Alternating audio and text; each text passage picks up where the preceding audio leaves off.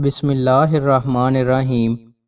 رسول اللہ صلی اللہ علیہ وآلہ وسلم نے ارشاد فرمایا، جب تک آدمی رکوع و سجود میں اپنی کمر مکمل طور پر برابر نہیں کرتا اس کی نماز درست نہیں ہوتی۔ رسول اللہ صلی اللہ علیہ وآلہ وسلم نے ارشاد فرمایا، نمازی اپنے رب سے کلام کرتا ہے، بس اسے غور کرنا چاہیے کہ وہ اس کے ساتھ کیا کلام کر رہا ہے۔ ایک دوسرے کے پاس بلند آواز سے قرآن نہ پڑھا کرو۔ جب نبی کریم صلی اللہ علیہ وآلہ وسلم ابو بکر، عمر اور عثمان رضی اللہ عنہ کے ساتھ لے کر احد پہاڑ پر چڑھے تو احد کانپ اٹھا۔